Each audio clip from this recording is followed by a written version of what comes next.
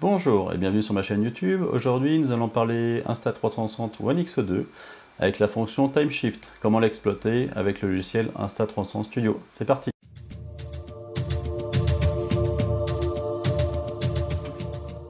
Donc la fonction TimeShift est une fonction qui a été apportée dans la One X2 et qui permet de faire comme la GoPro, c'est-à-dire qu'en gros je filme en marchant et ensuite à la fin on a en fait un effet accéléré avec des flous de mouvements sur les côtés pour rendre on va dire, le rendu plus cinématique. Voilà. Donc je vais vous montrer comment ça se passe dans Insta360 Studio 2020. Donc j'ai sélectionné pour vous deux vidéos, une vidéo classique et une vidéo TimeShift. Nous allons voir dans le logiciel comment il est possible d'utiliser les deux. Je lance Insta360 Studio, voilà.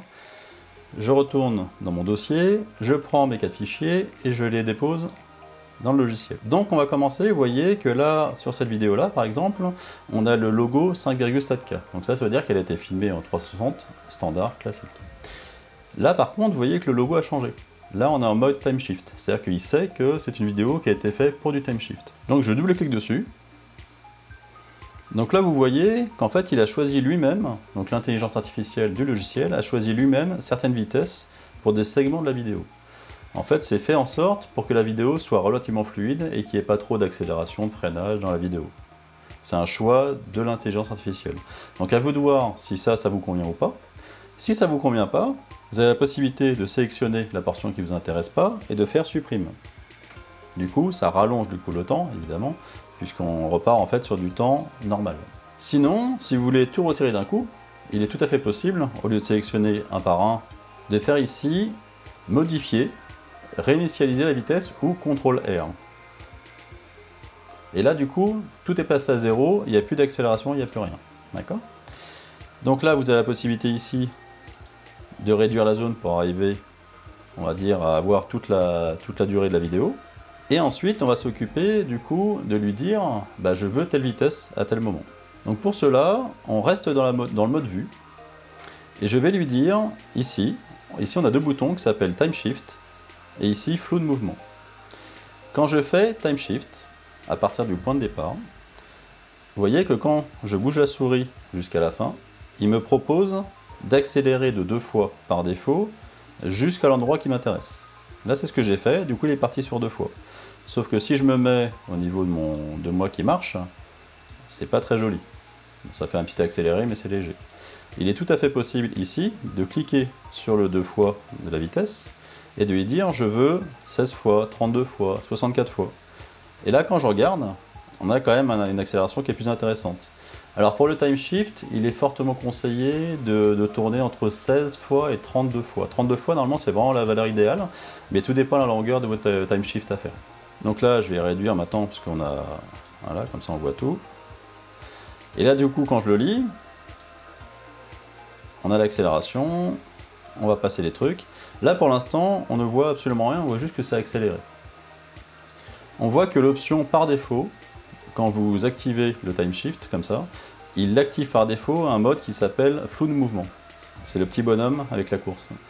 Vous ne le verrez pas en fait à l'aperçu d'écran, vous le verrez uniquement à la fin quand vous allez exporter. Donc dès que vous allez choisir la vitesse qui vous intéresse, donc là on a mis 16 fois, ça me paraît correct, vous allez ensuite dans Free Capture, vous allez pouvoir vous mettre au début de la vidéo, mettre un keyframe au départ par exemple, vous mettre en mode linéaire parce que vous voulez que ce soit en mode linéaire, choisir par exemple hop, de filmer en direction de l'endroit où je vais aller. J'avance, j'avance, j'avance, jusqu'au moment où j'arrive au niveau du rond-point. Tac. Et on commence à me voir. D'accord? Donc là, je vais me mettre ici et je vais mettre un keyframe. Il se met par défaut en linéaire, ça bouge pas. Et ensuite, on va continuer la vidéo. Et là, on va voir qu'on me voit. D'accord? Donc ce que je vais faire, c'est que je vais m'arrêter ici pour le test. Et donc du coup, ici, je vais lui dire que je m'arrête là. Donc du coup, ce que je vais vous proposer, c'est que là, on va faire un export et voir ce que ça donne. Donc pour cela, j'appuie sur le petit bouton comme on a dit. Je mets 3840, qui est la résolution de la 4K. Je lui dis qu'on est en ProRes 422 et je l'exporte dans le dossier qui m'intéresse. Donc il va s'appeler comme ça, je fais OK.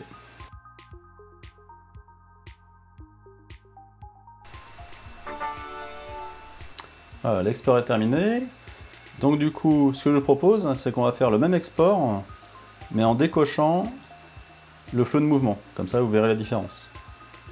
On refait la même chose, c'est parti.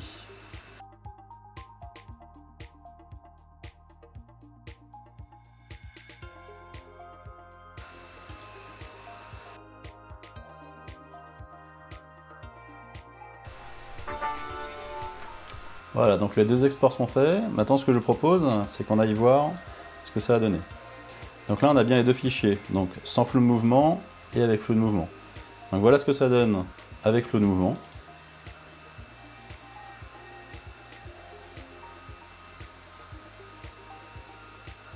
On peut voir que passer le rond-point, quand on me voit, bah du coup, ça fait un peu bizarre. Parce que du coup, même si je bouge pas beaucoup, bah ça fait un effet un peu fantôme.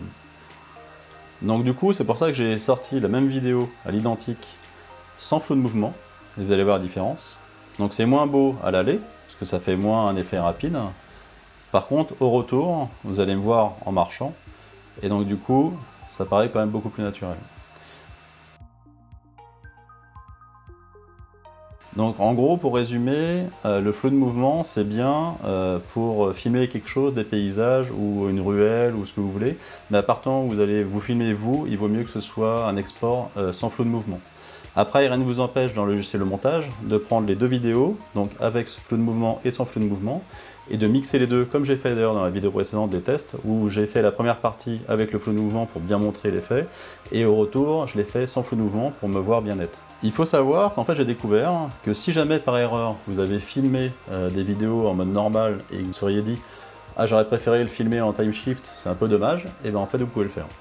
Donc je prends ma vidéo classique, et là, si vous regardez bien, ici, vous avez l'option Time Shift. Donc si je me mets au début de la vidéo, Time Shift, il me propose exactement la même chose. Je vais à la fin, je fais pause, je lui dis que je veux en 16 fois par exemple, et mettre par exemple le flot de mouvement ou pas, et ça marche très bien. Donc voilà la petite astuce en plus que j'ai découvert. Donc en gros, si vous avez oublié d'activer le Time Shift, vous pouvez le faire en post-production dans cette application. J'espère que cette vidéo vous aura plu, qu'elle vous aura appris des choses sur l'application et cette fonction Time Shift qui est fort intéressante parce que moi c'est une fonction qui m'intéressait beaucoup parce que je l'aimais beaucoup sur la GoPro et c'est vrai que le fait qu'elle ait été implémentée sur Insta330 One X2, moi c'est un gros plus pour moi. Donc si vous aimez cette vidéo, n'hésitez pas à mettre un pouce bleu. Si vous souhaitez être alerté de la sortie des prochaines vidéos, n'hésitez pas à vous abonner et activer la cloche. Et sur ce, je vous dis à bientôt.